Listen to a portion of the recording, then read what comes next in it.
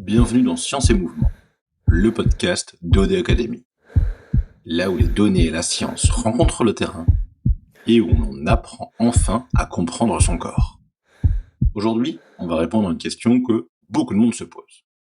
Aujourd'hui, on va parler d'un sujet que beaucoup de sportifs observent, mais que très peu comprennent vraiment, c'est-à-dire la foulée. Parce qu'on a accès à énormément de données sur vos montres, la cadence, la longueur de foulée, le temps de contact au sol, l'oscillation verticale. Mais une question simple se pose. Est-ce que ces données vous aident réellement à mieux courir? Ou est-ce que vous les regardez sans savoir quoi en faire? Dans cet épisode, on va essayer de comprendre ce que ces données mesurent réellement, pourquoi une bonne foulée n'existe pas vraiment, ce que votre corps cherche à faire quand il court, et surtout comment utiliser ces informations pour progresser. Commençons par une idée simple. Quand vous courez, votre corps ne cherche pas à être beau, il cherche à être efficace. Et pour comprendre ça, il faut revenir à quelque chose de très basique. Courir, c'est une succession de déséquilibres. Vous tombez vers l'avant et vous vous rattrapez, encore et encore. À chaque pas, votre corps doit absorber l'impact, stabiliser, puis reproduire de la force pour repartir. Tout ça en quelques millisecondes. C'est exactement ce que mesurent certaines données. Par exemple, le temps de contact au sol. Plus il est long, plus vous restez en appui, plus il est court, plus vous êtes dynamique. Mais attention, un temps de contact court n'est pas forcément mieux. Et c'est là qu'il faut faire le lien avec le terrain. Un exemple tout simple. Un coureur augmente sa cadence. Sa montre lui dit que c'est bien. Mais en réalité, il raccourcit sa foulée, se crispe et perd du relâchement. Résultat, il consomme plus d'énergie.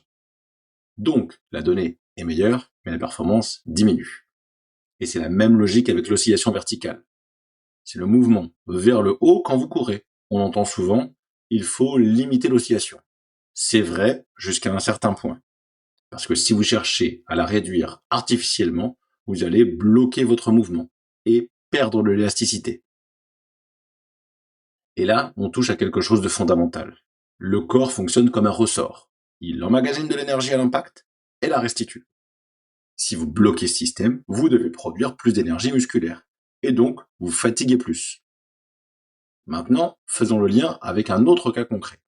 Un coureur qui attaque fort avec le talon. Souvent, on entend que c'est une erreur. Mais c'est pas si simple. Ce qui compte, ce n'est pas là où le pied touche, c'est où il touche par rapport au centre de gravité. Si le pied est loin devant, il freine. Si le pied est sous le corps, le mouvement est fluide. C'est souvent ce qu'on voit dans les analyses de foulée, ce qu'on appelle un overstride. Donc, encore une fois, les données seules ne suffisent pas. Il faut comprendre le mouvement. Et c'est encore plus vrai quand la fatigue arrive. Parce que la première chose qui change n'est pas la fréquence cardiaque, c'est la coordination. Un triathlète en fin de séance peut maintenir son allure, mais sa posture se dégrade, ses appuis deviennent moins précis et son bassin bouge davantage. Et ça, aucune montre ne le mesure directement. Mais par contre, sur le terrain, il suffit d'observer les triathlètes qui courent après le vélo et au contraire qui sont déjà fatigués et on voit bien que leur course n'est pas une course facile et aisée et souple, mais qu'au contraire, elle est extrêmement saccadée. Et pourtant, c'est là que se joue la performance. Maintenant, faisons un lien avec les profils. C'est-à-dire, chez une personne en reprise d'activité, le corps manque souvent de force et de stabilité. La foulée est moins efficace, le temps de contact au sol est plus long, donc la dépense énergétique est plus élevée. Chez une femme, certaines phases du cycle peuvent modifier la tonicité musculaire, la perception de l'effort et la coordination. Donc la foulée, si on comprend bien, elle n'est jamais figée, elle évolue avec la fatigue, avec l'entraînement et avec le contexte. Alors vous allez me dire, comment utiliser ces données intelligemment? Eh bien, chez OD Academy, on ne cherche pas à corriger une foulée. On cherche à comprendre pourquoi elle est comme ça.